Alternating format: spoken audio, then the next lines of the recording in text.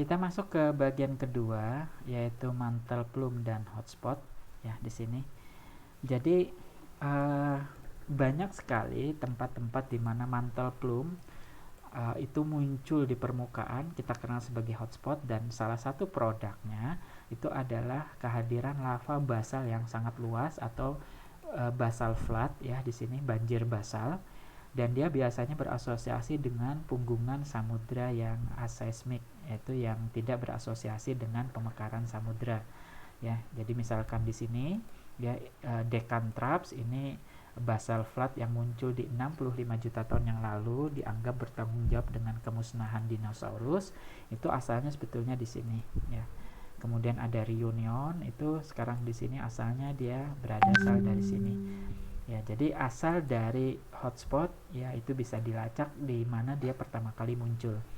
Kenapa demikian? Karena sebetulnya hotspot ini dia statik ya, sementara litosfer yang lewat di atas mantle plume dia akan membawa hotspot itu bergeser ya di situ.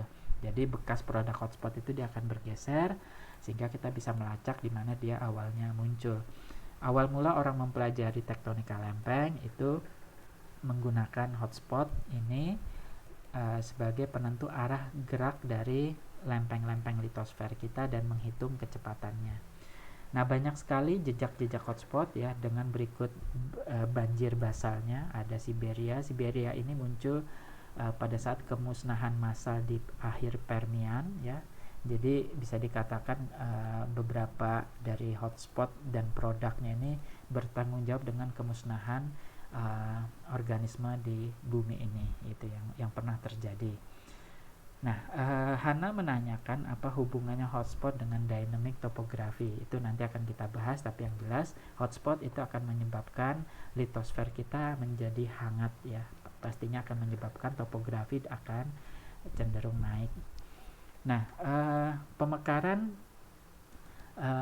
samudra itu kadang berasosiasi dengan kehadiran hotspot atau plume spreading ya. Misalkan ini di apa namanya, pemekaran Atlantik Utara di sini ya, di mana Greenland kemudian Eropa Utara ini terpisah dengan pemekaran Atlantik Utara. Nah, kalau kita lihat di sini ya, pemekarannya ditandai oleh banyaknya volume magma yang keluar. Jadi volumetrik dari vulkanismenya ini ditanda yang merah.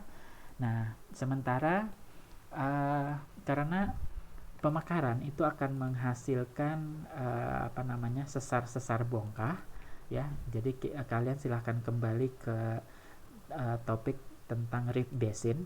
Jadi ketika kita meregangkan satu kerak benua, maka akan terbentuk apa namanya, topografi tinggian dan rendahan, horst dan graben ya di situ, dan itu pasti akan memicu kehadiran kipas-kipas aluvial di sini. Nah, jadi Jatuh menanyakan ini fan deposit apa? Nah, fan deposit ini sebetulnya kipas-kipas ya, baik itu bersifat aluvial artinya di permukaan maupun di submarine fan yang muncul di bawah permukaan. Jadi kita lihat di sini apa namanya, semakin banyak apa namanya, peregangan yang muncul, artinya spreadingnya aktif, maka kipasnya volumenya juga banyak gitu. Ini kipas Andrew ini 14 km kubik ya. Nah, ini yang terakhir sudah tidak begitu aktif kipasnya, atau Frick fan ini tidak terlalu dominan seperti yang sebelum-sebelumnya. Jadi itu ya Jatuh. Jadi peregangan itu akan menghasilkan horst graben baik di darat maupun di dasar laut, dan itu akan memicu sedimentasi gravity yang kita kenal sebagai alluvial fan kalau di darat, di bawah kita kenal sebagai submarine fan. Nah, spreading, jadi plume ini pasti akan mengangkat topografinya ya ke atas ya. Jadi dia bulging, dia akan membumbung.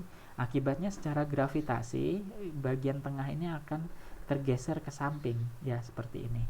Nah, ini apa namanya, akan membuat dia akan retak begini ya, retak, dan retakan ini akan semakin membuka baik oleh dorongan dari plume itu sendiri maupun dari gravity sliding yang akibat di sini dia miring ya, maka dia akan turun ke arah yang lebih rendah ya, litosfernya. Nah, kita lihat di sini ya, bulgingnya di Hawaii di sini. Kalau yang naik-naik ini gunung apinya ya. di situ. Jadi secara umum kita lihat trennya dia bulging, membengkak di bagian tengah ya di situ. Nah, ini kita lihat juga ini di Cape Verde di sini, ini mantel plumnya gitu ya di sini, dan kalian lihat ya naik di sini.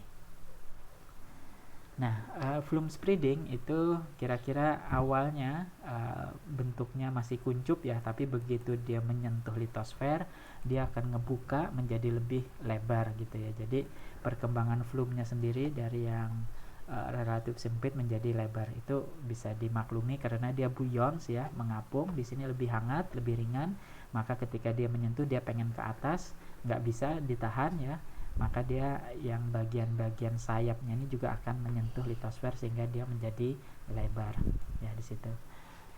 Nah, kemudian di Afrika itu punya beberapa mantel plume di sini ya. Jadi ini ya nama-namanya. Jadi Hogar ya, ini H mantel plume. Jadi perhatikan topografinya naik ya. Kemudian Tibesti, dan tidak semuanya bentuk lingkaran ya, tapi kalian lihat perhatikan dia bisa menjadi tinggian. Kemudian ada B-dome ya di sini bagian selatan, Namibian dome ya di pesisir sini. Kemudian ada South African dome selatan. Nah, Nasirul menanyakan apakah mantel plume ini akan memicu rifting? Iya, pada akhirnya ya di sini. Cuman syaratnya adalah apabila dia bisa membentuk satu kelurusan seperti di Afrika Timur ini plume semua ya, 3 ini dia mereka saling terkoneksi ya, sehingga kita punya pergangan Afrika Timur, East African Rift ya. Jadi bisa, tapi kalau isolated seperti ini kelihatannya dia hanya bulging saja ya, belum bisa membentuk rifting. Baik, itu bagian yang kedua, bagaimana mantel plume ya, dinamika mantel tadi itu bisa mempengaruhi muncul ke atas ya, ke litosfer, membentuk hotspot dan bulging dari mantel plume tersebut. Oke, demikian untuk yang topik kedua. Kita nanti akan masuk ke topografi dinamis sebagai topik